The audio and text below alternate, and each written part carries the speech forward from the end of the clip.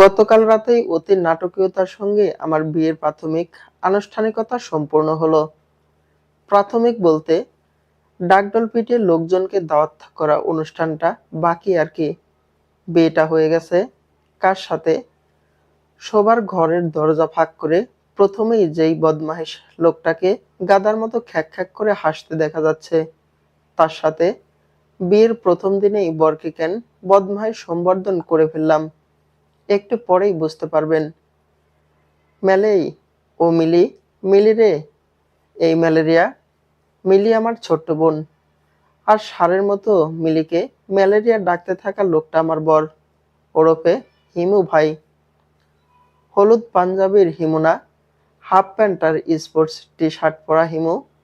হিমু ভাইয়ের বয়স অল্প, 23 কি 24 হবে। তবে গাল ভর্তি দাড়ির জন্য তাকে একটু বেশি পুরুষ পুরুষ দেখায়। বড় চাচ্চুর ভাষায় দেশি হনুমান। হাফ প্যান্ট বাদেও বেশিরভাগ সময় তিনি লুঙ্গি পরেন।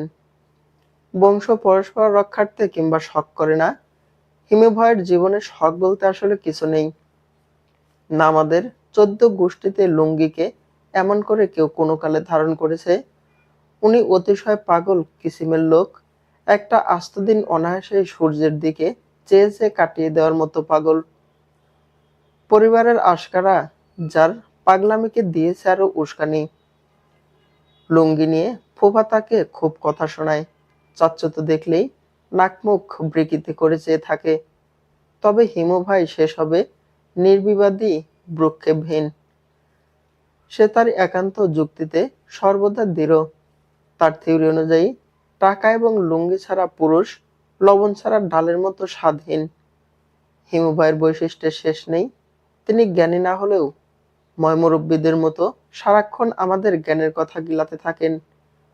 প্রতি সেমিস্টারে টেনে টুনে পাশ করা এই অধম জুনিয়রদের কাছে একমাত্র অনুপ্রেরণা।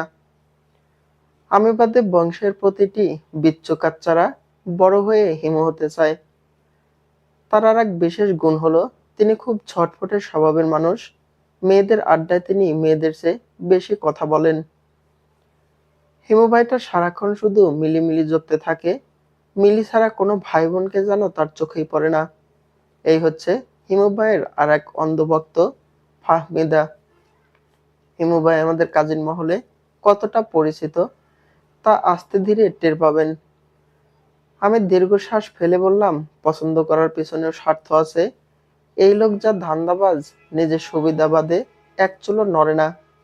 মিলির মতো একটা খাঁটি চেলা তোরা কেউ হতে পারবি? হিমু ভাই তার সব কাজ মিলিকে দিয়ে করায়।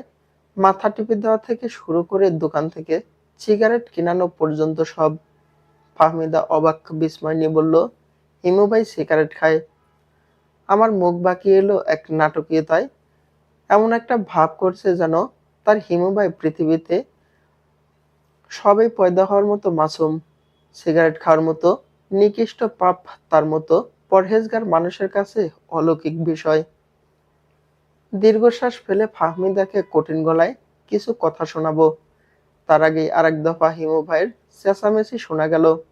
চরম বিরক্ত হলাম এ পর্যায়ে। ফাহমিদা বিদায় নিতেই ঘর থেকে বেরিয়ে সোজা রান্নাঘরে উকি দিলাম। তোড়জোড় করে রান্নাবান্না চলছে সকাল ধরে, না করে উপায় নেই। বাড়ি ভর্তি এত মানুষ যে সেফ একবেলা রান্না করে বসানো যাচ্ছে না। তার উপর শহরের আত্মীয়দের আবার খাই খাই স্বভাবটা কিছুটা বাড়তি। ছোট ফুপু মিষ্টি করে হাসলেন আমায় দেখে। থুতনিতে গালে হাত ছুঁয়ে চুমু খেয়ে বললেন, আল্লাহ, কি দারুণ মানিয়েছে শাড়িটায় তোকে। এটা আমার বিয়ের শাড়ি, এমন সুন্দর করে কে পরিয়ে দিল রে? আম্মু পিঠা ভাজছিল, সেখান থেকে একটা পিঠা তুলে মুখে দিতে দিতে বললাম। নিতু আপু জোর করে পরিয়ে দিল। দেখো না ফুপু, কি ভারী শাড়িটা। এমন বাজখাই গরমে রীতিমতো আমাকে জোকার বানিয়ে রেখেছে এরা। তারপর আম্মুর দিকে চেয়ে ঠোঁট ভেঙে বললাম, ওমা, খুলে ফেলি না? অনুষ্ঠান যখন হবে তখন ইচ্ছে মতো বউ সাজবো। মন ভরে দেখো তুমি। আজকে খুলে ফেলি। আমার আহ্লাদের বিপরীতে আম্মু আমাকে রাম ধমক দিলেন। জেঠিমা রাগ দেখিয়ে বললেন, অনুষ্ঠান তো 1 সপ্তাহ পরে হবে, বিয়ের দিনের মতো বিশেষ দিন কি আর হয়? একদম খুলবি না? নতুন বউদের একটু আধটু সাজগোজ করে থাকতে হয়। ফুপু চমকে ওঠা গলায় বললেন, এই কি রে, গলাটা খালি কেন তোর? গয়নাগুলো কোথায় রেখে এসেছিস? বাড়ি ভর্তি আত্মীয় স্বজন, কেউ দেখলে বলবে কি? বলে নিজের গলার চেনটা খুলে আমাকে পরিয়ে দিলেন ফুপু। তবে ভারী শাড়িটা সারাটা দিন পরে বসে থাকতে হবে ভেবে মন ভার হলো। বিরস মুখে আরো একটা পিঠে হাতে ফিরে এলাম বৈঠকখানায়। এখানেও শ্বাস ফেলার জায়গা নেই। অনুষ্ঠানে কাদের কাদের দাওয়াত করা হবে তার লিস্ট করা হচ্ছে।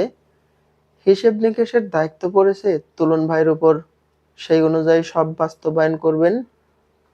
বয়োজ্যেষ্ঠরা আমাদের একান্নবর্তী পরিবারের সবচেয়ে আদরের সদস্য আমি। আমার বিয়ে নিয়ে তাই সকলের উৎসাহ অন্যরকম। তার উপর পরিবারের মধ্যেই আত্মীয়তা হচ্ছে আমার বড়মশাই সম্পর্কে আমার ফুফুতো ভাই। এই বিয়েতে তাই আমার আর হিমু ভাইয়ের চেয়ে আনন্দ বাকিদের বেশি। বাবা চাচারা অফিস থেকে এক সপ্তাহের ছুটি নিয়ে এসেছেন। কাজিনরা পড়াশোনার কামাই দিয়ে 10-12 দিনের লম্বা সফরে চলে এসেছে গ্রামে। হিমু কোথায় রে? আমাকে দেখা মাত্রই নিতু আপু ব্যতিব্যস্ত হয়ে প্রশ্ন করলেন। আমি বিরস মুখে জবাব দিলাম, এই তো ছাদের দিকে যেতে দেখলাম। কোনো দায়িত্ব জ্ঞান নেই ছেলেটার। সকাল থেকে বলছি বাজারে গিয়ে চুলদারি কাটিয়ে আয়। কোনো হুঁশ নেই খবিশটার। হাতের নাগালে পেলে একটা থাপ্পড় যদি না মেরেছি ঠাটিয়ে, তো আমিও নিতু না। বলেই সে কি যেন বিড়বিড় করতে করতে উঠে গেল হিমু ভাইকে খুঁজতে। বাকিরা হাসছে তখনও। নিতু অপুর চর থাপ্পড় অবশ্য হিমু ভাইয়ের জন্য ডাল ভাত। সে বড়দের সকল প্রকার শাসন আয়েশ করে গিলে নিতে পারে। কিছুক্ষণ বাদে ফুফু এসে জিজ্ঞেস করলেন, জয়িতা মা, হিমুটা গেল কোথায় বলতে পারো? পাঞ্জাবের মাপটাই নেওয়া হলো না ওর থেকে। রানু আন্টি বললেন, ওকে তো আমিও খুঁজছি ভাইজান। বন্ধু বান্ধব কাকে কাকে বলবে লিস্ট করছে। ফুফা দীর্ঘশ্বাস ফেললেন। হিমুভাই এক মুহূর্ত চোখের আড়াল হলেই বাড়িতে এমন করেই হট্টগোল বেঁধে যায়। তাকে ছাড়া ভাই বোনদের চায়ের আড্ডা জমে না। কঠিন কঠিন সব ধাঁধার রহস্য উন্মোচন হয় না। মিঠে চাও তার অনুপস্থিতিতে জঘন্য তেতো। হিমু ভাইকে যদি কোনো সবজির সাথে তুলনা করা হয় তা হবে কেবল আলু। তাকে যে বাচ্চা বুড়ো সকলের খুব পছন্দ। মিনিট খানেক পর হিমু ভাইয়ের দেখা মিলল। নিতু আপু তাকে কান টানতে টানতে নিচে নামালেন। হিমু ভাই গাইঘুই করে বোনের কাছ থেকে ছাড়ার পেতে ফের আমাকে ডাকাডাকি শুরু করলেন। এখন ডাকছেন। সাড়া না দিলে একটু পরে পুরো বাড়ি ব্যাঙের মতো লাফাতে লাফাতে আমাকে খুঁজবেন। বাড়িতে না পেলে ছাদে উঠবেন। ওখানেও না পেলে সম্ভবত মসজিদের মাইকিং করার ঘোষণা করবেন। আপনারা ভাবছেন আমি মজা করছি? এতটুকু ব্যাপারে কেউ মাইকিং ফাইপিং করে? আলবাত করে হিমু ভাইয়ের কাছে আরো অনেক অসম্ভবই সম্ভব। যাকে সব চলুন আপাতত তাহার মহামূল্যবান বক্তব্যখান শুনে আসি। তার ডাকাডাকির বেষ্টনীতে বিরক্তি হয়ে ঘর থেকে উকি দিয়ে বলে উঠলাম, হয়েছে কি হিমু ভাই, আপনার যন্ত্রণায় তো দেখছি বাড়িতে থাকাই যাচ্ছে না। কি শুরু করলেন? হিমু ভাই অনাকাঙ্ক্ষিত মুখটির দিকে ভ্রু কুঁচকে তাকালেন। এ কি রে, তুই এমন ভূত সেজে বসে আছিস কোন শোকে? বাকিরা ফিক করে হেসে দিল। বিয়েটা তার সাথে গতকাল রাতে হলেও বউ রূপে হিমু ভাই আজই আমাকে প্রথম দেখলেন। ভূত সেজে বসে আছি মানে?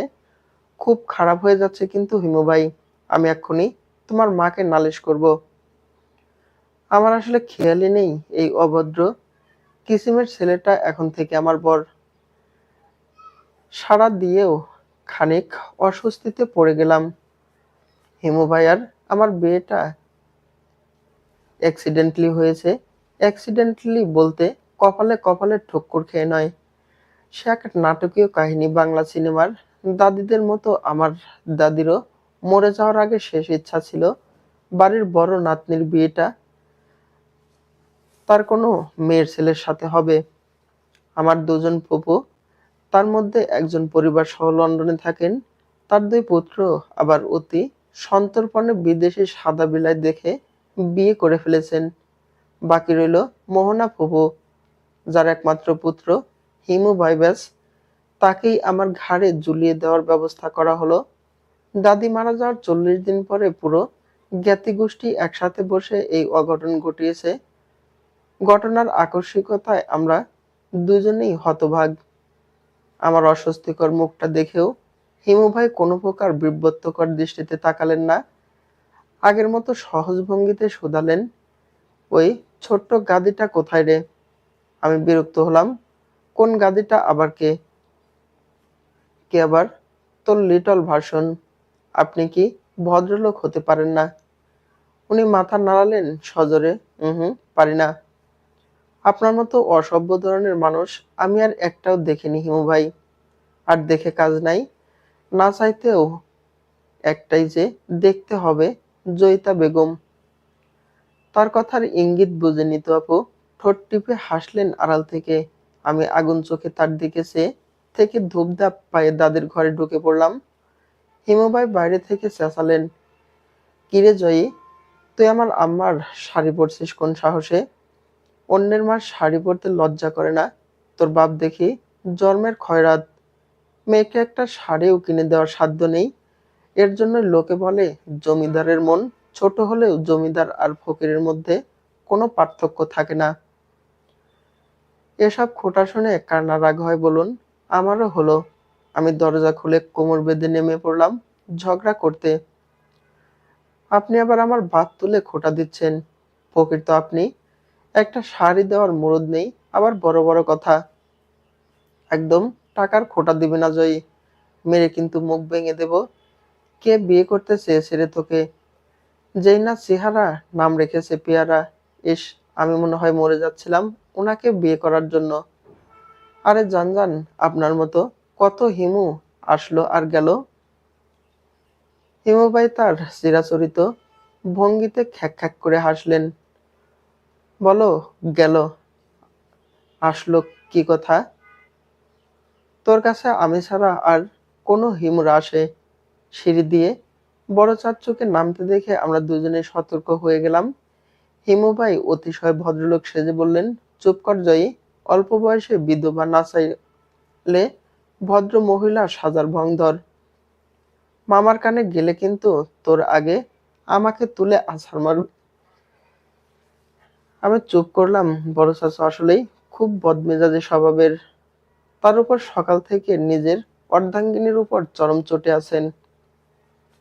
চাচ্চু এগিয়ে এসে হিমু ভাইয়ের দিকে বিরক্তি নিয়ে চেয়ে বললেন, এই ছাগল, তোকে না বললাম বাজার গিয়ে চুলদারি কাটিয়ায়, কথা কানে যায় না? নতুন বউয়ের সামনে ছাগল পদে ভূষিত হয়েও হিমুভাই বিন্দুমাত্র লজ্জায় পড়লেন না। সে জানে তাকে তার নববধূ এর চেয়ে ভয়ঙ্কর সব শাসনে দেখে আমি অভ্যস্ত। হিমুভাই মাথা নুইয়ে জবাব দিলেন, মাত্রই যাচ্ছিলাম মামা, জয়ের কাছ থেকে পারমিশন নিতে এসেছি। আমি হতবাক হয়ে গেলাম। কি সাংঘাতিক নাটক!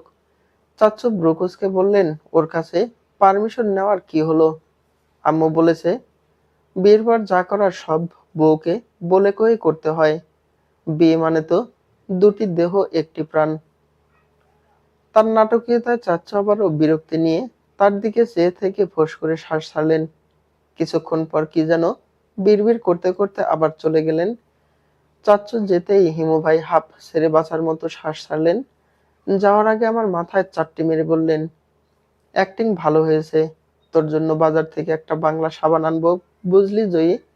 মেকআপ লাগিয়ে চেহারার যা অবস্থা করেছিস, বাংলা ওয়াশ না দিলে আমার মান সম্মান শেষ। বলে আবারও ফিরে এলেন।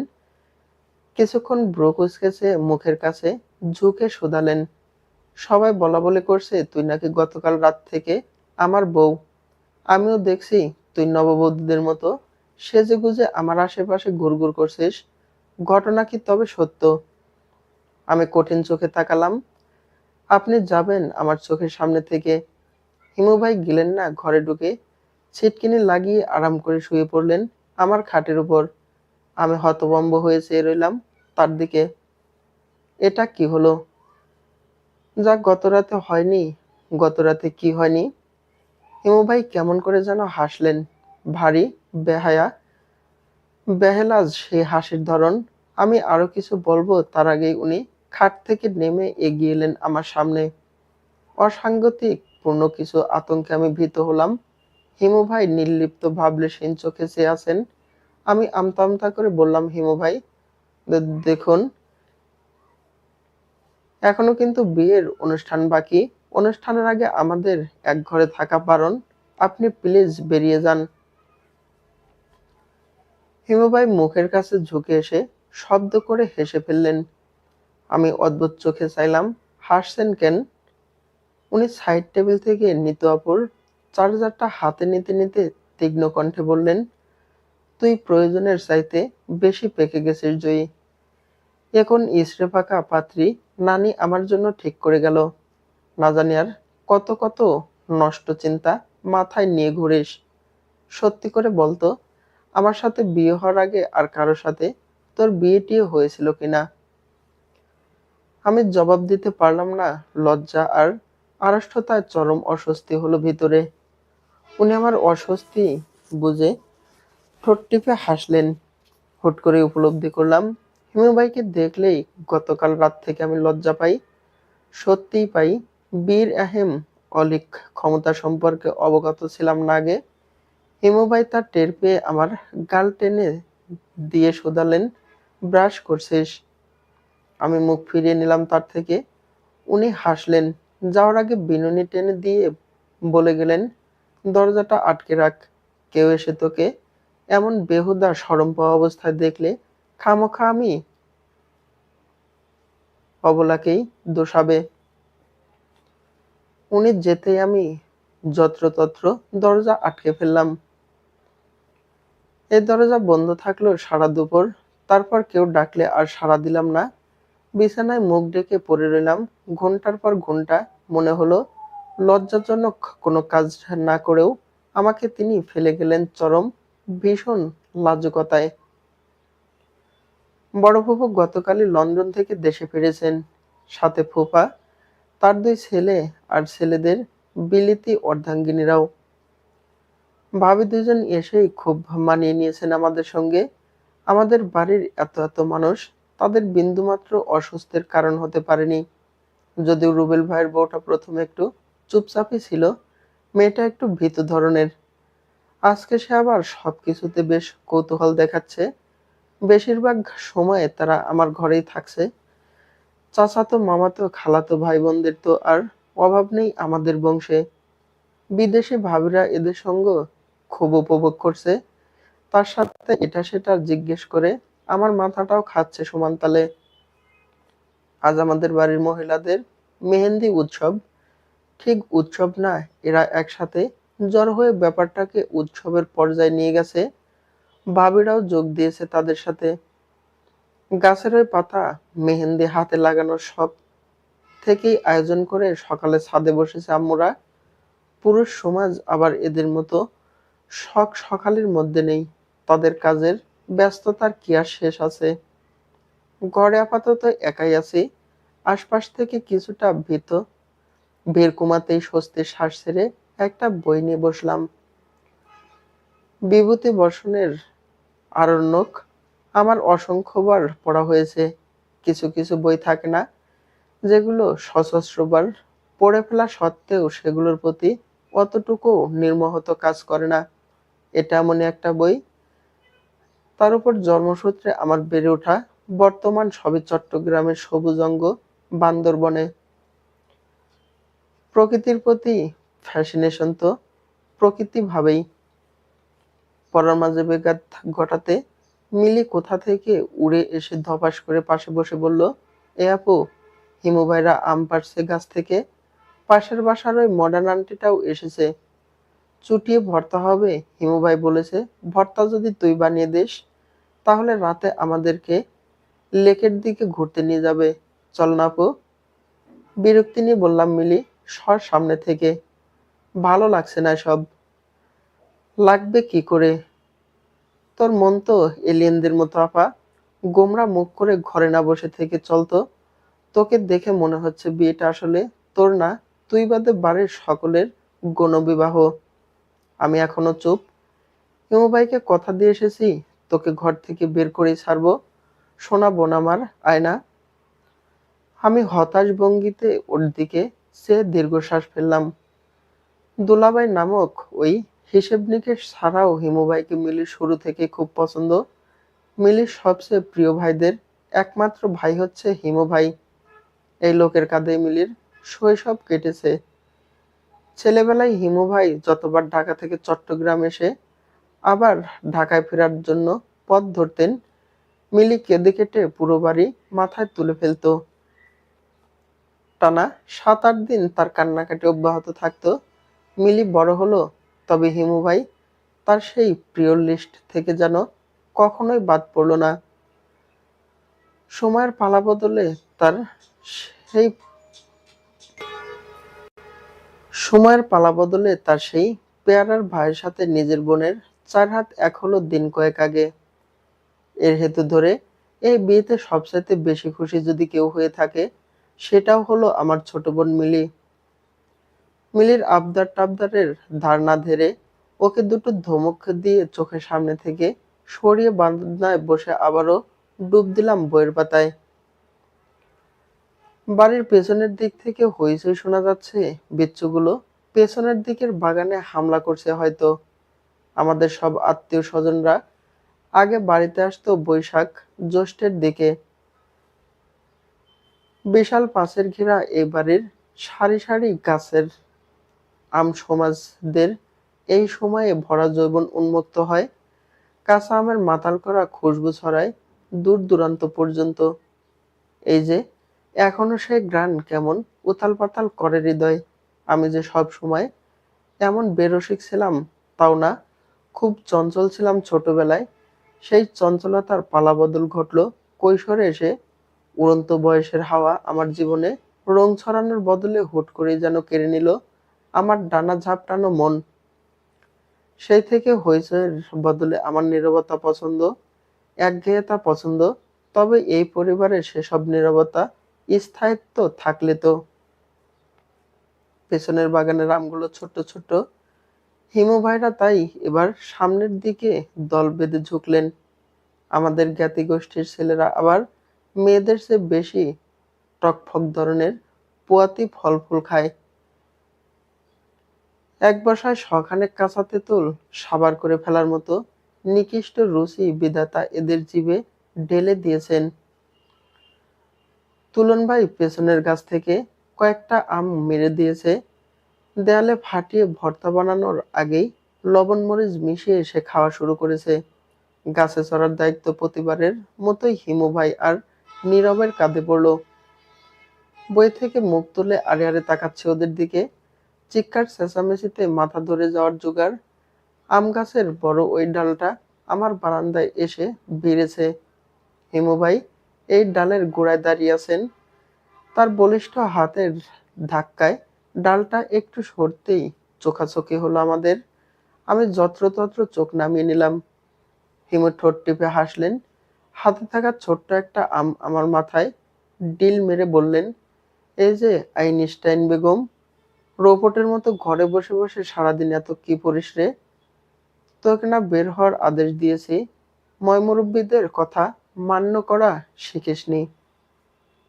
আমি জবাব না দিয়ে পুনরায় বইয়ে মন দিলাম। গাছে উঠে কাজের কাজ হিমু ভাইয়ের দ্বারা হচ্ছে না। আমার ধারণা উনি ডালে বসে বসে আমাকে দেখছেন। নিচে আমজা ফেলার নীরবে ফেলছে। হিমু ভাইয়ের দায়সারাপন্নতার এক পর্যায়ে ত্যক্ত হয়ে উঠল সকলে। রাতুল ভাই রসিয়ে রসিয়ে বললেন, তুই কি গাছে গীত গাওয়ার জন্য উঠেছিস রে? হাতের কাছে এত আম আর তুই চূড়ায় বসে ধ্যান মারছিস। হিমু ভাই ভাবলেশীন গলায় উত্তর দিলেন, ধ্যান না রে পাগল, পীড়িত করছি। আজকাল চোখে প্রেম ছাড়া কিচ্ছু দেখি না। যেদিকে তাকাই সেদিকেই প্রেম প্রেম ঘ্রাণ। নীরব বিরক্ত হয়ে বলল, তোমার প্রেম শোখা শেষ হলে আমগুলো ক্যাচ নাও, এত উপর থেকে নিচে ফেললে ভেঙে যাবে। হিমুভাই আমগুলো হাতে নিয়ে নিচে ফেলার বদলে আমার উদ্দেশ্য করে চেঁচিয়ে শোধালেন, জয় কোনটা খাবি রে? তোকে আগে না দিয়ে তোদের গাছের আম খেলে তো আবার 14 পুরুষ তুলে বরদোয়া দিবে। তুলন ভাই নিচ থেকে জবাব দিলেন, জয়িতা এমনিতেও বাদ দিলে তাকে সবচেয়ে ছোট আমটাই দেওয়া হবে। নতুন বউ বলে কোনো ডিসকাউন্ট নেই। আমরা কষ্ট করে ভর্তা করব আর ও উড়ে উড়ে ভাগ বসাবে। তা হবে না, তা হবে না। বাকিরাও তুলন ভাইয়ের সাথে তাল মিলালো। হিমু ভাই খানিক মায়া দেখিয়ে বললেন, থাক ভাই, গাছটা তো ওদের, না দিলে পরে খারাপ দেখায়। অধিশাপ টধিশাপ দিয়ে বসে কিনা। এমনিতেও একটা সেনসিটিভ সময় পার করছি, এর মধ্যে ওর অধিশাপ ঘাড়ে চাপলে কঠিন সর্বনাশ। নীরব উপর রসিয়ে রসিয়ে বলল, এখনই কেমন বইয়ের হয়ে ওকালতি করছি দেখছো ভাই? হবে নাই বা কেমন করে? বুয়া বংশের ছেলে তো, হিমু ভাইদের বংশের পুরুষেরা তো আবার জাত জগৎ ভাবে বউ পাগল। হিমু ভাই বললেন, তাহলে বোঝ চরিত্র কত নিখুঁত। তোর বোনের তো রাজার কপাল রে। কোনো প্রকার তপস্যা কামনা ছাড়াই সৃষ্টিকর্তা তার কপালে রত্ন ঢেলে দিল। তারপর আমার দিকে চেয়ে বললেন, তোর কপালের সাথে একটা ঠক্কর খেতে হচ্ছে জয়ী। হায়ার লেভেলের কপাল। আমি বিরক্ত হয়ে বললাম, ঠুক্কুর খেতে হবে না, আসুন আপনার কপালটাই ফাটিয়ে দেই। এমন অকাজের কপাল জিইয়ে কি লাভ? হিমুভাই তখনও নির্লিপ্ত। আমের গায়ে কামড় বসাতে বসাতে উনি বললেন, তাহলে তোকে আর সৌভাগ্যবতী বলে কি লাভ? তুই কপাললির উপাধি পেয়েছিস তো আমার জন্যই। আমি দীর্ঘশ্বাস ফেলে ঘরে ফিরে এলাম। হিমু ভাই পেছন থেকে বললেন, জয় বেগম কি রাগ করলেন? বিকেলে লুডো খেলতে বসলো সকলে। হিমু ভাই এই খেলায় বরাবরই ভারী দক্ষ খেলোয়াড়। লুডো খেলায় কখনো হারতে দেখা যায়নি তাকে। হারবেন কি করে? মানুষের চোখ ফাঁকি দেওয়া আর মগজ ধোলাইয়ের কাজে এক্সপার্ট তো। বাটপারি আর চাপাবাজির জোরে তিনি হেরে যাওয়া খেলাও জিতে যান প্রতিবার। তার এই অনৈতিক কাজের কট্টর সমালোচনা করা সত্ত্বেও প্রতিবার দল ভারী করার জন্য তাকে নিয়েই রীতিমতো কাড়াকুড়ি শুরু হয়। সবাই নিজের দলে নিতে চায় তাকে। আজ হিমু ভাই কোন দলে যাবে? তুলন ভাই আর মিলির দল নিয়ে বাঁধল তুমুল হট্টগোল। সকলের মন রক্ষার্থে হৃদয়বান হিমু ভাই এক বিশেষ টসের আয়োজন করলেন। টসের পয়সা শাপলা পড়লে তিনি মিলির দলে, মানুষ পড়লে তুলন ভাইয়ের। টসের দায়িত্ব পড়ল নীরবের উপর। 2 টাকার কয়েনটা হাতে ঝাঁকিয়ে বিড়বিড়িয়ে কি সব মন্ত্র পড়ে উল্টো করে মাটিতে ফেলতেই তুলন ভাই মুহূর্তেই হৈ হৈ করে উঠলেন। টসে মানুষ পড়েছে। মিলি সঙ্গে সঙ্গে জোর দেখিয়ে বলে উঠল, এটা হবে না, হবে না। আমি দেখিনি। আমি তো ভাই বাইরের তাল গাছের দিকে তাকিয়েছিলাম। তোমরা চিটিং করেছো আমি শিওর। আবার ফেলো। তুলন ভাই চারটি মারলেন ওর মাথায়। তাল গাছে তোমার নাগর বসে আছে, ওখানে তাকিয়ে দেখো কি। দিব ধরে একাচার, বাটপারি করার আর জায়গা পাস না। তুলন ভাই কথা কাটাকাটির এক পর্যায়ে মেয়েদের মতো ঝগড়া শুরু করলেন তার চেয়ে অর্ধেক বয়সী মিলের সঙ্গে। নীরব সমঝোতায় আসতে আবার টস করলো। এবার জিতলো মিলি। তুলন ভাইয়ের মুখটা ফাঁকা বেলুনের মতো চুপসে গেছে। উনি তীব্র ক্ষোভ দেখিয়ে গুটি সমেত লুডোর কার্ড ফেলে দিতে দিতে বললেন, খেলবই না বাল। এই মিলির বাচ্চাটা সবসময় এমন করে। তোর দাঁত পড়ে যাবে, কপালে টাকলা জামায় জুটবে। অঙ্কে তুই আজীবন ফেল মেরে যাবি দেখিস। এদের ঝগড়ার ধরনে বাড়ির বাকি মুরব্বীরা হেসে ফেলল। হিমু ভাই আরাম করে গিটার নিয়ে বসে রইলেন এবার। ঝগড়ায় আরেকটু সুর মিলিয়ে তিনি ভারী নাটকীয়তার সঙ্গে গেয়ে উঠলেন, বিধি তুমি বলে দাও আমি কার, একটি হিমু দুটি দলের দাবিদার। ওনার গানের ধরনে অগার সাথে হেসে ফেললাম। এক কোণে বসে থাকা আমি। হিমু ভাই আর চোখে তাকালেন আমাকে। তার তীক্ষ্ণ ছটফটে চোখ দুটো কুঁচকে রইল বেশ কিছুক্ষণ। আমি হাসি থামিয়ে উঠে দাঁড়াতেই উনি আমার হাত টেনে ধরলেন। আমি বিরক্তি নিয়ে তাকালাম তার দিকে। হিমু ভাই সেসব তোয়াক্কা না করে আমার ওড়নার আঁচলে নিজের কপালের ঘাম মুছতে মুছতে বললেন, কি সব সস্তা ওড়না পরিস রে, কেমন খসখস করে। আমি অতিষ্ঠ ভঙ্গিতে ওড়না ছাড়ানোর চেষ্টা করেও টিকতে পারলাম না তার শক্তির কাছে। খুব গরম পড়েছে বুঝলি, হাত পাখাটা এনে একটু বাতাস করত জয়ী। আমি চোখ বড় বড় করে তাকালাম তার দিকে। আমি বাতাস করব তো নয়তো কে? 250 কিলোমিটার পাড়ি দিয়ে নিজের দেহটাকে ঢাকা থেকে রীতিমতো টেনে হিঁচড়ে এখানে এনে তোর নামে সই সিগনেচারের সম্পর্ক করেছি কি এমনি এমনি? বাকিরা মিটমিটিয়ে হাসলো। নীরব বলল, একটু বাতাস করে দিলে কি হয় রে, স্বামীর সেবা করা প্রতিটি স্ত্রীর নৈতিক দায়িত্ব। আমি মেয়ে হলে তো হিমবাহের জন্য জান দিয়ে দিতাম, আর তুই সামান্য বাতাস করতে নাক উঁচু করছিস। আমি আগুন চোখে চাইলাম ওর দিকে। তো দিয়ে দে না জান, করে ফেল বিয়ে। এমনিতেই তো সারাটা দিন বউয়ের মতো চিপকে থাকিস তার সাথে, তাহলে আর বউয়ের দায়িত্ব পালনের সমস্যা কোথায়? তুলন ভাই চোখ ঘুরিয়ে ঘুরিয়ে বললেন, হিংসে হিংসে, কেমন পোড়া পোড়া গন্ধ পাচ্ছি রে। কিছু কি পড়ছে আশেপাশে? রাতুল ভাই একই নাটকীয়তায় উত্তর করলেন, আলবাত পড়ছে। সকলে একই সঙ্গে বলে উঠলেন, কি? রাতুল ভাই ঢং করে বুকে হাত দিয়ে বললেন, আমাদের মাননীয় জয়িতা খাতুনের উত্তপ্ত হৃদয়। মেজাজটা খারাপ হয় না বলুন? এরা যে দল বেঁধে আমার পিছনে লেগেছে তা বুঝতে বাকি নেই। কিছুক্ষণ কটমট করে চেয়ে থেকে আমি বিরক্তি নিয়ে ওখান থেকে সরে এলাম। সামনে মিলি পড়লো, কোত্থেকে দাঁত কেলাতে কেলাতে সিঁড়ি বেয়ে নিচে নামলো মেয়েটা। ব্যাস, ঝাল মেটাবার জন্য পেয়ে গেলাম একটাকে। মিলি হাসি খুশি মুখ করে আমার সামনে এসে দাঁড়াতেই অকস্মাৎ ঠাস করে ওর গালে মেরে বসলাম এক চর। মিলি ভাব ব্যাবলার মতো গালে হাত দিয়ে চেয়ে আছে। সকলে হতভম্ব হয়ে গেল। আমি আর এক মুহূর্ত দাঁড়ালাম না এদের কাছে। পিছন থেকে হিমু ভাইয়ের মিলিকে বলা সান্ত্বনা বাণীগুলো ঝাপসা শোনা যাচ্ছে। কাঁদিস না মিলি, পেতনিটার বিয়ে তো তোর ভাইয়ের সাথেই হয়েছে। তুই কোনো চিন্তাই করিস না বোন আমার, তোর হয়ে এর শোধ আমি তুলবই। এক চরের বদলে যদি ওকে 200 চর না মেরেছি, তো আমিও তোর দুলাভাই না, থক্কু, তোর ভাই না। মাগরিবের পরপর আমরা সবাই লেক দেখতে বের হলাম। প্রায় 5-6টা সিএনজিতে রীতিমতো গাদাগাদি করে বসেছি সকালে। শেষের সিএনজিটিতে আমি, মিলি, তুলন ভাই, রাতুল ভাই আর হিমু ভাই বসেছি। সামনের 2 সিটে তুলন ভাই আর রাতুল ভাই, পেছনে আমি, মিলি আর হিমু ভাই। পাহাড়ি আঁকাবাঁকা রাস্তা আর গহীন জঙ্গল পাড়ি দিয়ে প্রায় 1 ঘন্টা পরে আমরা পৌঁছালাম বান্দরবনের স্বল্প পরিচিত লেক প্রান্তিক লেকে।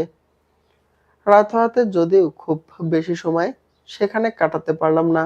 বাপ চাচাদের রোশন আলো পরে লেক দেখার মিনিট খানেক পরেই আবার রওনা হতে হলো। ফেরার পথে শুরু হলো তুমুল ঝড় বৃষ্টি। মিলি সিএনজির সাইডে বসায়, ও প্রায় ভিজে যাচ্ছে, আমি মাঝখানে। তারপর হিমু ভাই, মেয়েটা বৃষ্টি থেকে বাঁচতে চেপে আসতে আসতে আমাকে পারলে হিমু ভাইয়ের কোলেই চড়িয়ে দেয়। ওর চাপাচাপিতে অতিষ্ঠ হয়ে ধমকে উঠলাম এক পর্যায়ে, কি সমস্যা রে তোর, এমন কেন করছিস? স্থির হয়ে বসতে পারিস না? মিলি অসহায় মুখ করে চাইল, কি করব, ভিজে যাচ্ছি তো আপু। দীর্ঘশ্বাস ফেলে চোখ মুখ খিচে বসে রইলাম। এ পর্যায়ে আমার মাথা হিমু ভাইয়ের কাঁধের সাথে না চাইতেও ঘেঁষে লেগে আছে। অশান্ত হিমু ভাই কোনো প্রকার শব্দ করলেন না। আমি তার দিকে তাকাতেই দেখতে পেলাম হিমু ভাই চোখ বুজে আপন মনে কি যেন বিড়বিড় করছেন। কখনো কখনো আবার অধৈর্য ভঙ্গিতে গাল ফুলিয়ে শ্বাস ছাড়ছেন ঘন ঘন। চোখাচোখি হতেই ভাঙা রাস্তায় অকস্মাৎ ব্রেক কষলেন ড্রাইভার। আমি ছিটকে ওনার বুকের কাছে পড়ে রইলাম। হিমু ভাই এক হাত দিয়ে আমাকে শক্ত করে ধরে বলে উঠলেন, শিট। আমি প্রশ্নবোধক দৃষ্টিতে তাকাতেই উনি ইতস্ত হয়ে দৃষ্টি ফিরিয়ে নিলেন। অদ্ভুত হলো কি লোকটার? হিমু ভাই আবার তাকালেন আমার দিকে। কিছু বলবেন বলবেন ভাব। আমি মতিগতি বুঝতে কান এগিয়ে নিলাম তার দিকে। উনি প্রস্তুতিসূচক শ্বাস ছেড়ে ফিসফিস করে জানালেন, একটা চুমু খাবো। খাই, কাউকে বলিস না। আমি জবাব দিতে পারলাম না। তার আগেই আরেকটা দফা ধাক্কায় পরপর ৩ বার হিমু ভাইয়ের ঠোঁট আমার করদ গাল স্পর্শ করে গেল। আমি হতবাক হয়ে গালে হাত দিয়ে চেয়ে রইলাম। রাত হয়, বাকিদের ধ্যান এদিকে নেই। দূরের ওই ঝাপসা নিয়নের আলোয় আমি স্তব্ধ চোখে তার দিকে চেয়ে রইলাম। হিমু ভাই একই ভঙ্গিতে আমার দিকে চেয়ে অনবরত হাঁপাচ্ছেন। চোখে মুখে স্পষ্ট আতঙ্ক, অসহায়ত্ব। যেন কি বড় কাজ উনি করে ফেলেছেন। তার ভেজা চুল বেয়ে টুপটাপ বৃষ্টির পানি গড়িয়ে পড়ছে আমার নীরদ কপালে, ঠোঁটে, গালে। তুলন ভাইয়ের ডানে কিছুটা নড়ে চড়ে ঠোঁট নাড়িয়ে কিছু উচ্চারণ করতে যাব তার আগেই উনি ভীত গলায় আবারও বলে উঠলেন, জয়, বিশ্বাস কর, অনেক চেষ্টা করেছি নিজেকে আটকে রাখার, পারিনি। ইচ্ছে করে কিছু করিনি, হয়ে গেছে। তুই কি বাড়িতে গিয়ে সবাইকে বলে দিবি? বেশ কিছুক্ষণ চুপচাপ থেকে বহু কষ্টে নিজের হাসি চেপে রেখে তার চেয়েও ধীর গলায় জবাব দিলাম, বলে দেব, সব বলে দেব। আপনি কত বড় লম্পট, বাড়ির সবার জানা দরকার। উনি অসহায় মুখ করে চাইলেন, সত্যিই বলে দিবে? আমি হাসি লুকিয়ে মেকি কঠিন মুখ করে বললাম, কে যেন সকালে নিজের চরিত্র নিয়ে খুব বড়াই করছিল।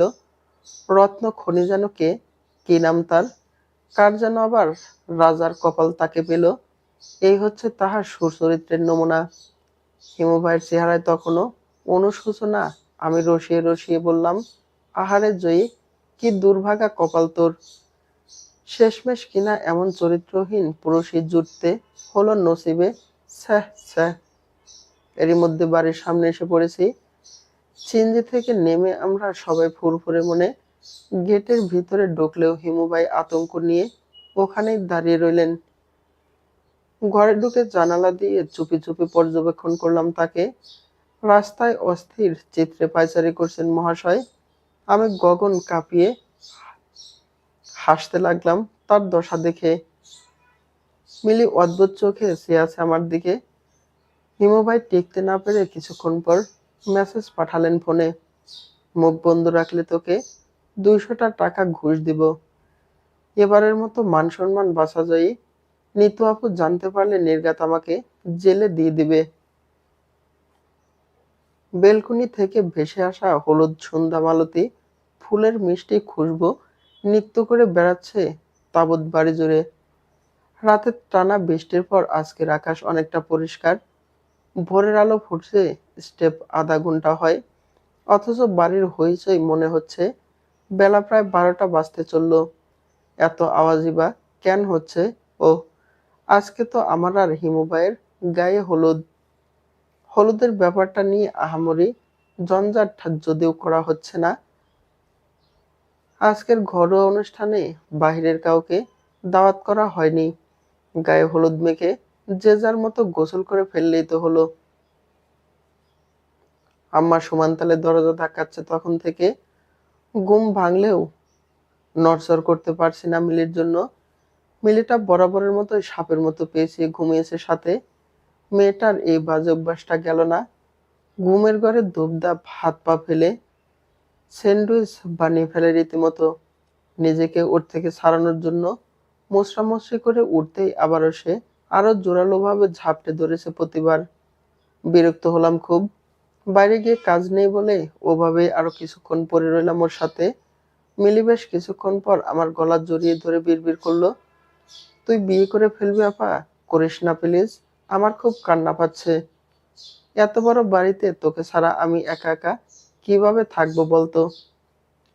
হিমু ভাইকে আমাদের বাড়িতে ঘর জামাই থেকে যেতে বলবো, তবু তুই কোথাও যাবি না। মিলির চোখ বন্ধ, ঘুমের মধ্যেই অবচেতনে কথাগুলো বলল। আমি হাসলাম। কপালে লেপ্টে থাকা ওর চুলগুলো কানের পিছনে সরিয়ে দিয়ে আলতো করে চুমু খেলাম কপালে। মিলি ছোট্টবেলা থেকেই আমার উপর খুব নির্ভরশীল। ওর সব কাজে কোনো এক অজ্ঞাত কারণবশত আমাকেই তার প্রথমে মনে পড়ে। এই পৃথিবীতে মিলি যদি কাউকে সবচেয়ে বেশি ভরসা করে ভালোবাসে, সেটাও আমি। আমাকে ভালোবাসার মতো তেমন ত্যাগ বোন হিসেবে ওর জন্য কোনোদিনও করিনি। যা করি সেসব সবাই করে, কিংবা সবাই তার চেয়ে বেশিও করে। তারপরও মেয়েটা আমাকে এত ভালোবাসে। কিছু কিছু মানুষের ভিতরে ভালোবাসা পাওয়ার মতো কোনো গুণই থাকে না। তারপরেও কোনো এক অলীক কারণে আশেপাশের মানুষদের থেকে তারা চাহিদার চাইতেও বেশি ভালোবাসা পায়। আমি বোধহয় সেই সৌভাগ্যবানদের মধ্যে একজন। আজন্ম নিজেকে নিয়ে মগ্ন থাকা এই আমি কোনোদিনও কারো উপকারের কারণ হয়েছি বলে মনে পড়ে না। তারপরেও বিধাতা ভালোবাসার বেলায় তার রহমতের সর্বোচ্চটা নির্বিঘ্নে যেন ঢেলে দিয়েছেন আমার একঘেয়ে জীবনের থলিতে। মিলিটা না থাকলে আমার যে কি হতো হয়তো হাসতেই ভুলে যেতাম। মাঝে মধ্যে খুব বিস্ময় নিয়ে ওকে আমার জিজ্ঞেস করতে ইচ্ছা হয়, তুই কেন এত ভালোবাসিস আমায়? মিলি হয়তো ফিক করে হেসে দিয়ে জবাব দিবে, এ আবার কেমন প্রশ্ন? তুই আমার বোন না? বোন হলেই ভালোবাসতে হয় কই? আমি তো তোকে এমন করে ভালোবাসিনি কোনোদিন। তুই বললেই হলো ভালোবাসা সব সময় মুখে প্রকাশ করে প্রমাণ করতে হয় না আপা। আমি তোর ভালোবাসা মন থেকে টের পাই। তুই নিজেও জানিস না তুই আমাকে ঠিক কতটা ভালোবাসিস। আমি হাসবো, বিপরীতে ও আবার বলবে, তুই হচ্ছিস বৃহস্পতিবারের বিকেলের মতো মধুময়, বুঝলি আপা? মিলির কল্পকথাগুলো সত্যি হলেও হতে পারে হয়তো আমি তাদেরই দলের একজন। ভালোবেসে যারা কখনো ভালোবাসি বলতে জানে না। মিলির ঘুম ভাঙল পাক্কা আধা ঘন্টা পর। উঠে সোজা বাইরে দৌড় লাগিয়ে এসেছে সে। বিছানা ছেড়ে উঠে জানালা থেকে এক ঝলক উকি দিয়ে দেখলাম নিচে প্যান্ডেলের লোক এসে পড়েছে সব। প্যান্ডেল মূলত আগামীকালকের বিয়ের অনুষ্ঠানের জন্য। আজকের জন্য তেমন কোনো বিশেষ আয়োজন নেই। বিশেষ আয়োজন না থাকা সত্ত্বেও আমার ভাই সুমাজ কিভাবে যেন দিনটাকে বিশেষ করে করার লক্ষ্যে রীতিমতো উঠে পড়ে লেগেছে। দুপুরে উঠোনে এসে দাঁড়াতেই উপর থেকে আসা চেঁচামেচির শব্দে ছাদে চোখ গেল। সেখান থেকে তুলন ভাইয়ের অট্টহাসির শব্দ শোনা যাচ্ছে। রঙিন কাগজ দিয়ে ছাদে ছোট্টখাটো একটা স্টেজ সাজিয়েছে ওরা। এখান থেকে অল্প বিস্তর আন্দাজ করা যাচ্ছে তা। আমাকে দেখা মাত্রই নিতু আপু ডেকে উঠলেন উপর থেকে, এই জয়ী, কোথায় ছিলে এতক্ষণ? পুরো বাড়ি খুঁজে মরলাম মেয়েটাকে। তাড়াতাড়ি উপরে আয়, তোর জন্য একটা সারপ্রাইজ আছে। আপুর সারপ্রাইজের কথা শুনে কৌতূহল নিয়ে ছাদে গিয়ে দেখে আসলে সেখানে এরা ঘটিয়ে ফেলেছে ইলাহি সব কাণ্ড। কি সুন্দর করে পুরো ছাদের মেঝে জুড়ে আলপনা করেছে ভাবি আর নিতু আপু মিলে। আমার বসার জন্য কাঁচা ফুল দিয়ে পুরো স্টেজটা সাজিয়েছে ছেলেরা। সারা ছাদ জুড়ে হরেক রঙের আবির আর কাঁচা ফুলের সুবাস ছড়াচ্ছে। মাথার উপরে আবার ঝুলছে বৃত্তাকার কাগজের সাজসজ্জা। রঙিন কাগজের ফাঁকে ফাঁকে আবার টাঙানো হয়েছে রকমারি ঝাড়বাতি। রাত হলে কি চমৎকার দেখাবে সেগুলো আলো। আমি কিছুটা আবেগপ্রবণ হয়ে গেলাম ওদের কাণ্ডে। ধুর, এত কিছু কেন করতে গেলে তোমরা? নিতু আপু হেসে দিয়ে বললেন, আমার একটা মাত্র ভাইয়ের বিয়ে, তার একটা মাত্র বউয়ের গায়ে হলুদে কিনা কিছুই হবে না, বললেই হলো। তুলন ভাই বললেন, জয় দেখতো এদিকে কোন ফুল দিলে ভাল লাগবে? আমার মনে হচ্ছে রজনীগন্ধা দিয়ে কিছু একটা কারসাজি করে দেখলে খারাপ হবে না। কিছুক্ষণ তার চিন্তিত দ্বিধান্বিত মুখের দিকে চেয়ে অকস্মাৎ হেসে ফেললাম। হাসছিস কেন? তোমাদের যেভাবে খুশি সাজাও ভাইয়া, আমার মতামত খুবই জঘন্য। তুলন ভাই অনেকটা সময় নিয়ে পুরোটা কাজ করলেন। আমি বিস্ময় নিয়ে চেয়ে রইলাম তাদের দিকে। এত এফোর্ট আমার জন্য তাদের কাজে। এখন আমার সত্যি সত্যি মনে হচ্ছে হিমু ভাই গতকাল ভুল বলেননি।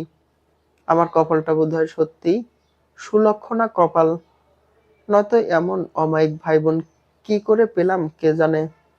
ফুপু ডাকছে, তার ডাকে সাড়া দিতে সিঁড়ি দিয়ে নামার সময় আবার হিমু ভাইয়ের সাথে দেখা।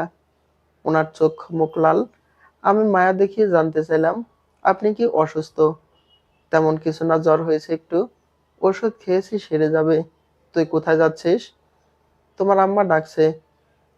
উনি দুই হাত পকেটে ঢুকিয়ে কঠিন চোখে চাইলেন। আমার আম্মা? তোর কি হয়? ফুপু। শুধু ফুপু? নাকি শাশুড়ি আম্মা তো ফুপু? তার এহেন শিহরণ জাগানো হিসেব নিকেশের বিপরীতে আমার লজ্জা লাগলো ভীষণ। জবাব না দিয়ে তাকে পাশ কাটিয়ে যেতে নিব, তখন উনি কিছু একটা ভেবে বললেন, তুই কি নিতু আপুকে সত্যি সত্যি সব বলে দিয়েছিস? গতকালকের ঘটনা নিয়ে যে উনি এখনো এতটা সিরিয়াস হয়ে আছেন ভেবেই খুব হাসি পেল। আমি তার প্রতিটি দূর না করে গম্ভীর মুখ করে জবাব দিলাম, হুম। সে জয়ী, এমন একটা গোপন কথা তুই কি করে আপুকে বলতে পারলি? তোর একটু লজ্জা করলো না? আমি ব্রো কুঁচকালাম। লজ্জাজনক কাজটা করার সময় আপনার লজ্জা করছিল। হিমুভাই হতাশ ভঙ্গিতে শ্বাস ছাড়লেন। দেখ, ব্যাপারটা প্রাকৃতিকভাবে ঘটেছে, বোঝার চেষ্টা কর। তুই একটা যুবতী মেয়ে, আমি একটা যুবক ছেলে, তার উপর আমরা দুজনে একটা ধরনের সিচুয়েশনের মধ্যে দিয়ে যাচ্ছি। আমার চোখে বিভ্রান্তি ধরনের। হিমুভাই কপাল স্লাইড করতে করতে বললেন, মানে খুব সেনসিটিভ সময়। আমাদের পরিস্থিতিটা এমন যে না চাইতেও তোর প্রতি আমার অটোমেটিক কানেকশন চলে আসছে। তাই বলে যেখানে সেখানে যাকে তাকে চুমু খেয়ে ফেলবেন? যাকে তাকে কখন খেলাম? নিজের বউকে খেয়েছি। অন্যান্য মেয়েদের সাথে তো আমি এক টেবিলে খেতেও বসি না। চুমু তো দূরের হিসাব। আমি আর দাঁড়িয়ে থাকতে পারলাম না। কতটা অসভ্য হলে এমন ভয়ঙ্কর সব কথা একটা মানুষ একটা এতটা নির্দ্বিধায় বলে ফেলতে পারে ভাবুন। বিকেলে নিতু আপু আমাকে হলুদ রঙের একটা সুতির শাড়ি পরিয়ে দিল, বাঙালি স্টাইলে। গহনা বলতে সুতোর গাঁথা স্রেফ গাদা আর গোলাপের সংমিশ্রণে সাদামাটা কিছু গহনা। মেয়েদের মধ্যে বাকিরা সাদা রঙের থ্রি পিস আর ছেলেরা কমলা রঙের পাঞ্জাবি পরেছে। আমাদের ছোট্টদের আনন্দ উৎসবে বড়রা এলো না। নিচ থেকে মাছাছিরা মিলে হাতে গায়ে হলুদ ছুঁয়ে দিয়েছে। এই যা, বিকেল থেকে সন্ধ্যা অবধি আমাদের রং খেলা চলল ছাদে। বাহারি রঙের বেষ্টনীতে এক একজনের চেহারা চেনাই মুশকিল। হাসি আড্ডায় সময়গুলো কেমন স্বপ্ন হয়ে উঠছিল। হেমু ভাইয়ের ঘুম ভাঙল সন্ধ্যার পর। পরনে তার সাদা পাঞ্জাবি। কিছুটা না চাইতেই ছাদে উঠে আসতে হলো তাকে। চেহারায় বিরক্তি। স্পিকারে তখন হাই ভলিউমে চলছে একটি বাংলা গান। আজ কন্যার গায়ে হলুদ, কাল কন্যার বিয়ে। আমাকে ঘিরে ভাই বোনেরা সব হেলে দুলে ঘুরছে। হিমু ভাইকে দেখা মাত্রই তাকেও টেনে এনে আমার সাথে দাঁড় করালো হিমু ভাইয়ের একনিষ্ঠ ভক্ত মিলি। এহেন লাজুকতা পরিস্থিতিতে আমি পড়লাম চরম অস্বস্তিতে। নিতু আপু জোর করে আমার হাতটা তাকে ধরতে বললেন। হিমু ভাই বিন্দুমাত্র ইতস্তত না করে ধরে ফেললেন। এখন কি তিনি আমাকে নিয়ে নাচবেন? তাই তো হলো।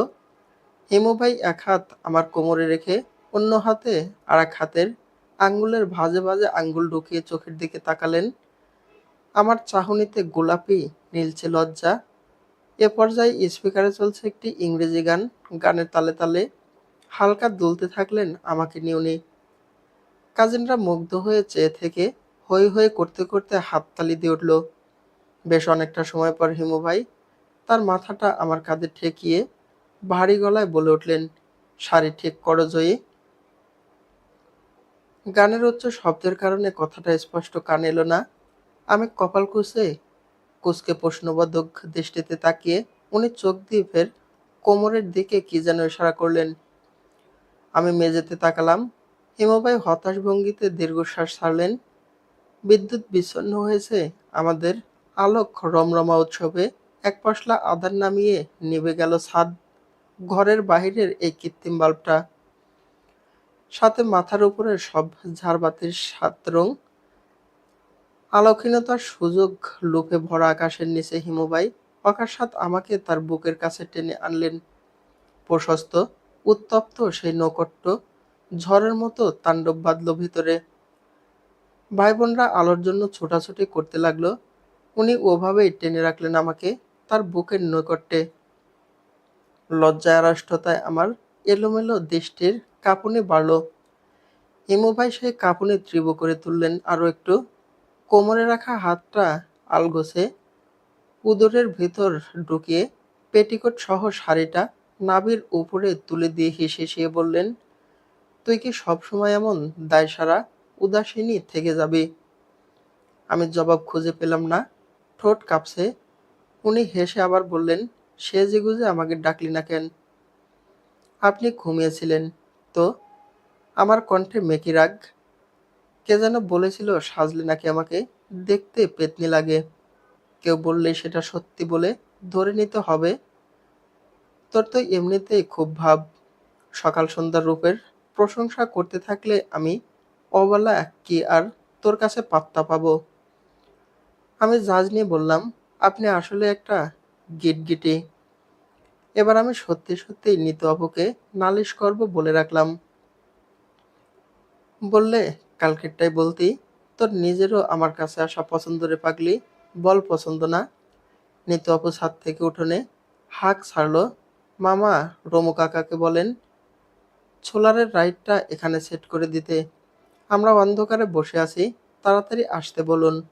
আমি সেদিকে এক পলক চেয়ে নিজেকে ছাড়ানোর চেষ্টা করলাম তার থেকে। কি হচ্ছে ছাড়ুন, ওরা দেখে ফেলবে। দেখুক, কথায় কথায় এত থ্রেট দিস কেন? হুম, আমি কি কাউকে ভয় পাই? আমার চোখে বিস্ময় হিমু ভাই। নিতু আপু একটু আগে আমাকে কি বলেছে জানিস? বলেছে, বিয়ে শাদী করে এখনো তুই কিছুই করতে পারলি না। বউকে দেখলে কাপুরুষদের মতো কেমন পালাই পালাই ভাব। আমার ভাই হয়ে তুই এতটা অপদার্থ তুই কি করে হলি হিমু? তারপর ঠোঁট টিপে হেসে আবারও বললেন, এই জয়ী, আপুকে কি জানানো উচিত? আমি আসলে এতটাও অপদার্থ নই, কিছুটা পদার্থ আছি। আমি চোখ রাঙালাম ওনাকে। আপনি ছাড়বেন আমায়? কিন্তু হিমু ভাই নামক ঘাড়তারা মানুষটা আমার অস্বস্তিকে এক আনাও তোয়াক্কা করলেন না। ওনার হাতের বাঁধন আগের চাইতেও দৃঢ় এ পর্যায়ে। চোখে অস্বাভাবিক অস্থিরতা। তোকে খুব সুন্দর লাগছে সেদিন থেকে, মানে বিয়ের দিন থেকে আর কি। তাকালেই মনে হয় জলজান্ত একটা অপ্সরা বিয়ে করে ফেলেছি। আমি বোধহয় খুব জিতে গেছি রে। বিদ্যুৎ চলে এসেছে। আলোর ঝলকানি চোখে মুখে লাগতেই হিমুভাই এক ধাক্কায় আমাকে নিজের থেকে ছাড়িয়ে নিলেন। আচমকা ধাক্কায় ফুটবলের মতো ছিটকে পড়ে গেলাম মেঝেতে। ইস, কোমরটা বোধহয় গেছে।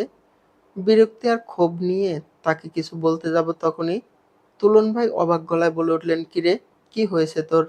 এখানে পড়ে আছিস কেন? এই হিমু, ওকে ধাক্কা মেরেছিস নাকি তুই? বাকিরাও একই বিস্ময় নিয়ে চেয়ে আছে। হিমু ভাই নিজের গা ঝাড়তে ঝাড়তে নিখুঁত অবিশ্বাস নিয়ে বলে উঠলেন, আমি কোন দুঃখে তাকে ধাক্কা মারতে যাব? এখানে কি কাবাডি খেলা হচ্ছে? তারপর আমার দিকে চেয়ে একই রঙে বললেন, কি বেহায়া মেয়ে মানুষ রে তুই!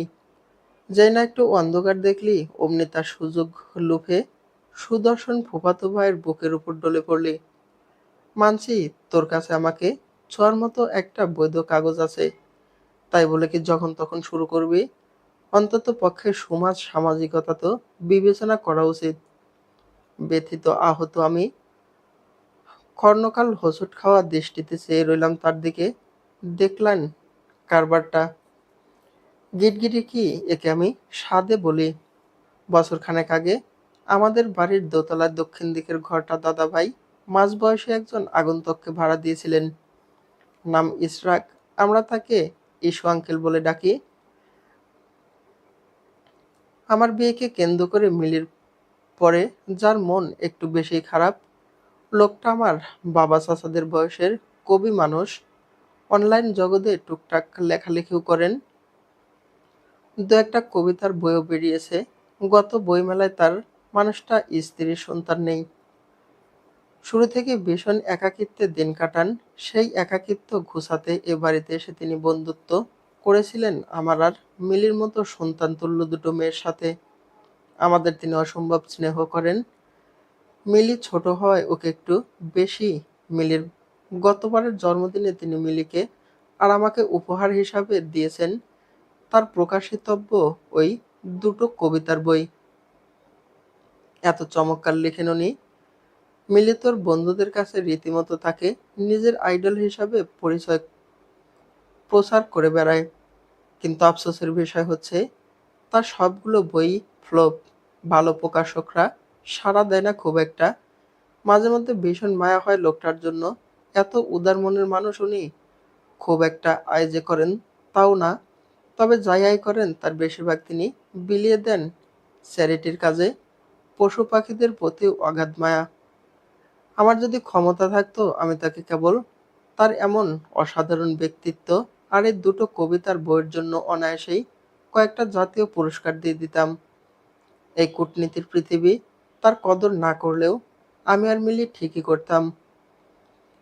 ভোরে উঠে বাগানে কয়েক রাউন্ড হাঁটাহাঁটি করতে দেখা যায় তাকে। মাঝে মধ্যে আবার বারান্দায় বসে আরাম করে নজরুল গীতি শোনেন। কখনো কখনো নিজের লেখা স্বল্প পরিচিত সেই বইগুলো ভারী চমৎকার ঢঙে আবৃত্তি করেন। আজ তিনি ক্যাসেটে ছেড়েছেন অসম্ভব সুন্দর একটা গান। বাতাসের গুঞ্জনের মতো অল্প বিস্তর ভেসে আসছে গানের মধুময় কিছু লাইন। মোর প্রিয়া হবে এসো রানী, দেব খোপায় তারার ফুল, কর্ণে দুলাব তৃতীয়া তিথির চৈতি চাঁদের দুল, দেব খোপায় তারার ফুল। তার যুবক বয়সের বিচ্ছেদের গল্পটা আমি শুনেছিলাম। তাই হয়তো এই গানের পটভূমি তার কাছে কতটা গুরুত্বপূর্ণ তা জানি। এসব ঘটনা তিনি সবচেয়ে বেশি শেয়ার করেন হিমু ভাইয়ের সাথে। হিমু ভাইয়ের সাথে আবার খুব জমে লোকটার। ইসু আঙ্কেলকে দেখলে আমার ভারী অবাক লাগে মনে হয়। ঠিক কেমন পর্যায়ের সংযম। তপস্যায় থাকলে একজন পুরুষ সে একটা নারীকে কেন্দ্র করে গোটা একটা জীবন নিঃসঙ্গ কাটিয়ে দিতে পারে। সত্যিই ভালোবাসা যেন আসলেই খুব চমৎকার এক যন্ত্রণার নাম। আচ্ছা, আমাকেও কি কখনো কেউ এভাবে ভালোবেসেছিল বা বাসবে? নজরুলের নেশা ধরানো শব্দের সুরে ঘুম ভাঙতেই চোখ মেলে দেখি আমার সারা ঘরে এত এত ছুট কেসের ভিড়। নিত্য অপু সবগুলো খুলে খুলে শেষেরটা থেকে টকটকে সিঁদুর লাল রঙের একটা বেনারসি বের করে ঘুমন্ত আমাকে টেনে তুলে আয়নার সামনে দাঁড় করিয়ে শাড়িটি আমার গায়ে মিলিয়ে দেখতে দেখতে বললেন, দেখেছিস, আম্মাকে বলেছিলাম এটাই মানাবে তোকে। ভাগ্যিস ওই গোলাপিটা নেনি। এই শোন, তাড়াতাড়ি রেডি হ তোরা, পার্লারে যেতে হবে, সময় নষ্ট করা যাবে না। আমি হাই তুলতে তুলতে বললাম, কি শুরু করলে তোমরা বলো তো? কদিন ধরে শান্তিতে একটু ঘুমোতেও দিচ্ছ না। বিয়ে নিয়ে এত এক্সাইটেড হওয়ার কোনো মানে হয়? নিতু আপু মিলির দিকে চেয়ে অবাক গলায় বললেন, দেখ পাগল বলে কি, বিয়ে ছাড়া আর কোন জিনিসে এত আনন্দ আছে রে? আমি হতাশ ভঙ্গিতে শ্বাস ছাড়লাম। তাহলে আমি বোধহয় ভুল জেনারেশনে জন্মে গেছি। নিতু আপু, আমার তো একটু ফিলিংস আসছে না বিয়ের। এর চেয়ে একটা ঘুম দিলে ভালো হয়। মিলি অসন্তোষ হয়ে বলল, তোর ফিলিংস না এলে বাদ দে আপু। হিমু ভাইকে আমরা আরো ভালো মেয়ে দেখে বিয়ে করিয়ে দেব। তুই এমনিতেও হিমু ভাইকে ডিজার্ভ করিস না। আমার মাঝে মাঝে ভেবে খুব অবাক লাগে হিমু ভাই কেন যে তোর মতো একটা রোবটকে পছন্দ করতে গেল। শেষের কথাটাও মিনমিন করে বললেও আমি শুনে ফেললাম।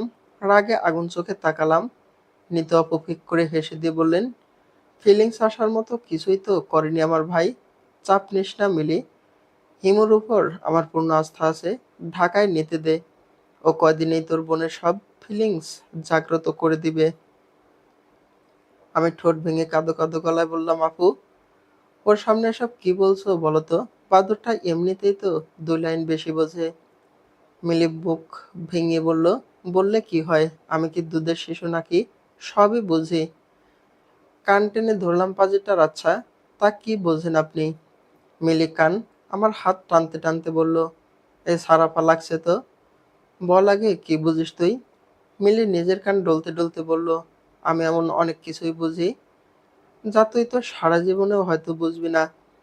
এত বছর ধরে কেউ একজন তোকে অনেক কিছুই বোঝাতে চেয়েছে, তুই হাদারাম কিচ্ছু বুঝিসনি। আমি সহ আমরা সকলে এসব বুঝেছি, অথচ তুই এখন পর্যন্ত কিচ্ছু ধরতে পারলি না। তুই যে কত বেকুব রে আপা। আমি রেগে ওর দিকে তেড়ে আসতেই মিলে হাসতে হাসতে দিল এক ভোঁদড়। আমাদের বাড়ি থেকে বান্দরবন শহরের পথটা প্রায় 1 ঘন্টার। সেখানে বহুচড়াই উতরাই পার করে একটা বিউটি পার্লারে খোঁজ করতে পারলো নিতু আপু।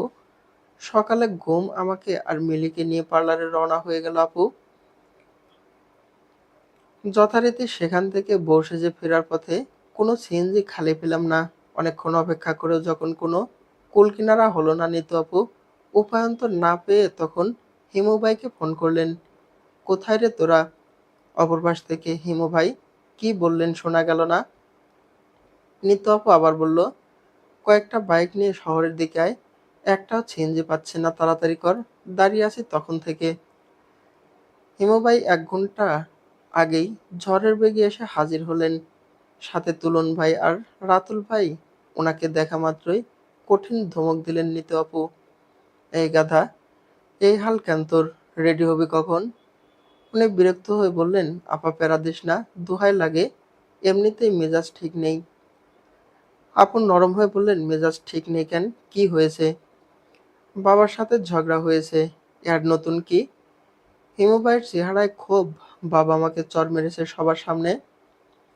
সকলে ফিক করে হেসে দিল।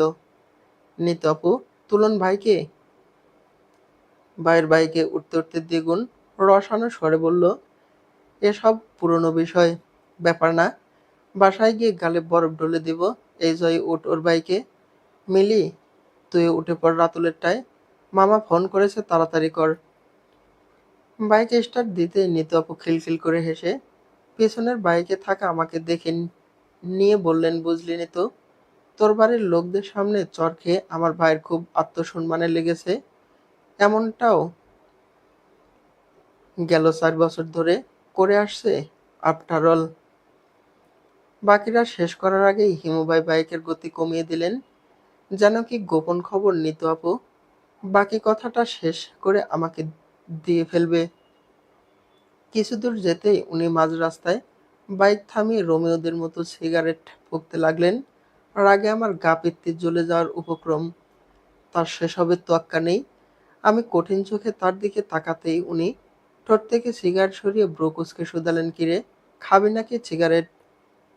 মেজাজটা তো খারাপ হলো, ঝাড়ি মেরে বললাম, আপনি প্লিজ আপনার নাটক শেষ করবেন তাড়াতাড়ি, বাসায় যেতে হবে দুপুরের আগে।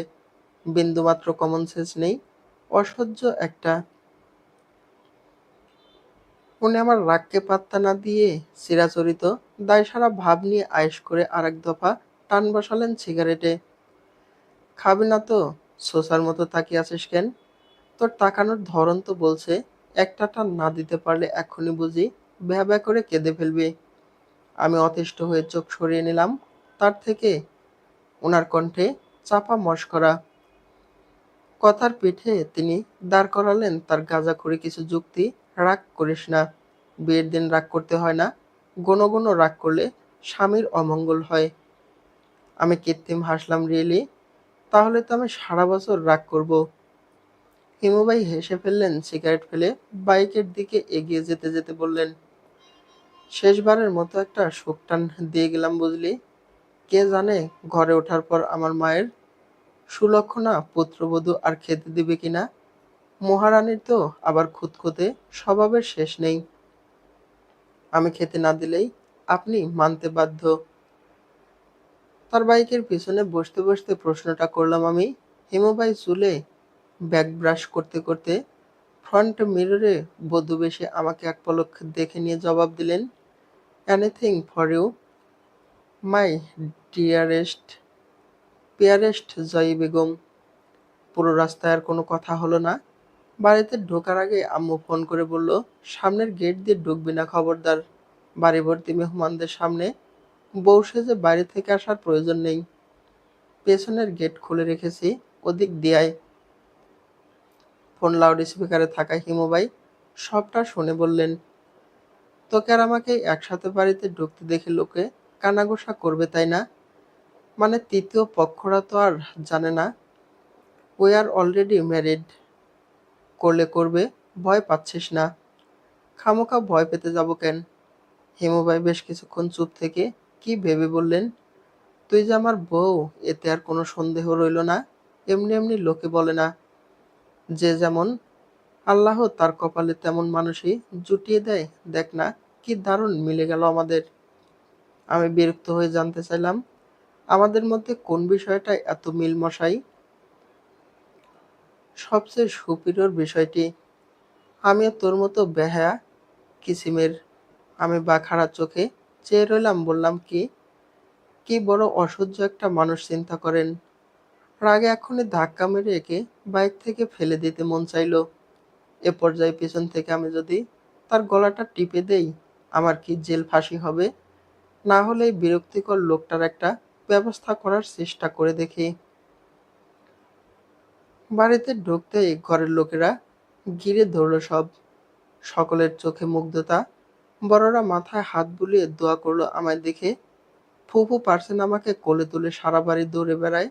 নিতু আপু এসে ভাইয়ের পিঠে থাপ্পড় মেরে বলল, এই হারামি, এতক্ষণ লাগলো কেন তোর? হেমু ভাই হাই তুলতে তুলতে বললেন, আমার কি দোষ, রাস্তায় এত জ্যাম। তার উপরে ম্যাডামের নাকি হুট করে মাঝ রাস্তায় বাইক থামিয়ে হাওয়া খেতে ইচ্ছে করছে। বান্দরবনের হাওয়া নাকি খুব মিষ্টি, লাল চিনি মেশানো থাকে।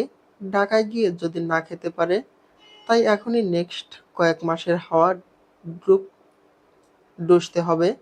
কি আর করার, নতুন বইয়ের আবদার, ফেলে দেই কি করে বল? আমি দীর্ঘশ্বাস ফেললাম এর নাটকীয়তায়। ফুপু বললেন, এই তুই বাজে কথা রেখে রেডি হ গিয়ে। তোকে দেখতে গরুর মতো লাগছে ওর পাশে। মনে হচ্ছে জলজ্যান্ত পুতুলের সাথে একটা দেশি গরু দাঁড়িয়ে আছে। হিমু ভাই মেকি বিস্ময় নিয়ে বললেন, গরু থেকে মানুষ হওয়ার জন্য এখন কি আমাকে ওর মতো লাল নীল রঙও মাখতে হবে? নিতু আপু বিদ্রুপ নিয়ে জবাব দিল, মাখ, তাও যদি ওর সাথে দাঁড়ালে মানায়। হিমুভাই ব্যথিত নয়নে তাকিয়ে রইলেন নিজের ঘরের লোক নামক মির্জাফর গুলোর দিকে। হতাশ শেষ সিঁড়ি বেয়ে উপরে উঠতে উঠতে বললেন, এবার ঢাকায় ফিরে ডিএনএ ম্যাচ করে আমার জানতে হবে তুই আসলে আমার বোন কিনা। আমাকে দত্তক আনার সুযোগ নেই। আনলেই তোকে এনেছে। তোর কথাবার্তা একেবারে ব্রিটিশদের মতো। তার অভিমানের বিপরীতে হু-হা করে হেসে ফেলল সকলে। বহু গাই গুই করেও হিমু ভাই রেডি হতে হতে প্রায় বিকেল হয়ে এলো। মেহমানরা বিদায় নিতেই সন্ধ্যায় বাড়িসুদ্ধ মানুষ গিয়ে ভিড় করলো স্টেজে। আমাদের দুজনকে স্টেজের কেন্দ্রবৃন্দতে বসিয়ে বাকিরা দাঁড়ালো তাদের চারপাশে। ভাই বোনেরা আমাদের সামনে অর্থাৎ মেঝেতে ঠাসাঠাসি করে বসেছে। বড়রা আমাদের পিছনে। গরমারেদের ছবি ঢঙ্গিত রংডঙে হিমুভাই বিরক্ত হয়ে উঠলেন। ক্যামেরাম্যানও ছবি তুলতে তুলতে অতিষ্ঠ প্রায়। এদের আরো কত কত কাহিনী শেষ করতে করতে হয়ে এলো রাত 10টা। তাও যদি নিস্তার পাই। মাঝরাতে তুলন ভাই কোত্থেকে বৃত্তাকার এক আয়না আমাদের কোলের কাছে ধরিয়ে দিলেন। সামনে তাকাতেই আয়নার প্রতিবিম্ব হয়েছে আমার আর হিমু ভাইয়ের বর বউ সাজের প্রজ্জ্বল দুটি মুখ। চোখাচোখি হতেই অস্বস্তি বাড়ল ফের। হিমু ভাই হুটহাট যেন কেমন ঘোর লাগানো চোখে তাকান, খুব রহস্য করে হাসেন মাঝে মধ্যে। আমার হৃদস্পন্দন বাড়ে। মিলি আয়নার দিকে চেয়ে কেমন সুর করে হিমু ভাইকে জিজ্ঞেস করলো, এই দুলাব্র, আয়নাতে কি দেখতে পাও? চাঁদ না ঐশ্বরিয়া? হিমু ভাই পলকহীন আমার দিকে চেয়ে থাকলেন ক্ষণকাল। লজ্জায় আমি চোখ নামিয়ে নিলাম। অনেকটা সময় পর মুখ খুললেন উনি। নানি, ছোটবেলায় একটা পেত্নীর গল্প শোনাতো। মনে আছে তুলন ভাই? ওই যে স্বামীর অভিশাপে উজার মেয়ের পত্নী হয়ে যাওয়ার গল্পটা। এত ভয়ঙ্কর বর্ণনা নানি দিয়েছিল মেয়েটার। আমার ওইটাকে দেখার খুব শখ ছিল। তারপর বাকিদের দিকে চেয়ে বললেন, তোদেরকে অসংখ্য ধন্যবাদ দিতে হচ্ছে বুঝলি, শখ পূরণের সুযোগটা আমায় করে দেওয়ার জন্য। আমি বিস্ফোরিত চোখে তার চেয়ে ক্ষণকাল চেয়ে থেকে ধাম করে আয়নাটা তার হাত থেকে টেনে নিয়ে ফেলে দিলাম মেঝেতে। আঘাতে ভেঙে চূর্ণ বিচূর্ণ হয়ে গেছে ওটা। ওভাবে প্রকোপ রাগ নিয়ে স্টেজ থেকে উঠে সোজা ঘরে ঢুকে গেলাম নিজের। সকলে হতভম্ব হয়ে গেছে আমার কাণ্ডে। ওরা পিছু ডাকলো, আমি শুনলাম না। রাত ১টার পর হিমু ভাই যখন ঘরে ফিরলেন, তখন কেঁদে কেটে বেদিকিস্তা অবস্থা আমার। কাজল লেপ্টে পুরো গাল ভরে গেছে, ঠোঁটের লিপস্টিক বেঁকে ভয়ঙ্কর এক রূপ। এ পর্যায়ে আমাকে দেখতে আসলেই দাদির গল্পের ওই পেত্নীর মতোই লাগছিল। হিমু ভাই ঘরে ঢুকে ভয়ে ভয়ে আমার দিকে এগিয়ে এলেন। আমি তাকালাম না উনার দিকে।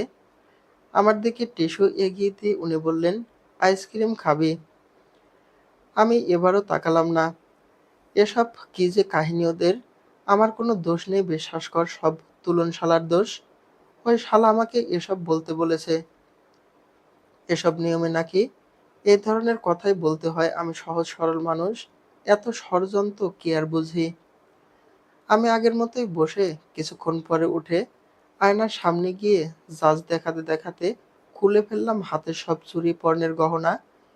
হিমুভাই পিছন থেকে আমাকে শক্ত করে ধরে থামানোর চেষ্টা করলেন। আমি জোর জবরদস্তি করেও নিজেকে তার থেকে ছাড়াতে সক্ষম হলাম না। হিমুভাই হাসলেন।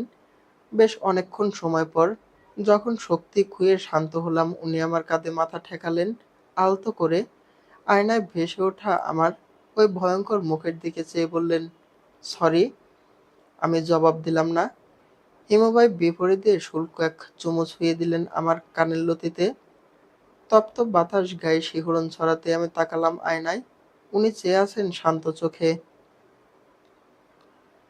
তোর মতো বোকা বউ নিয়ে সারাটা জীবন কাটাতে হবে, ভাবলেই খুব এক্সাইটিং লাগে বুঝলি।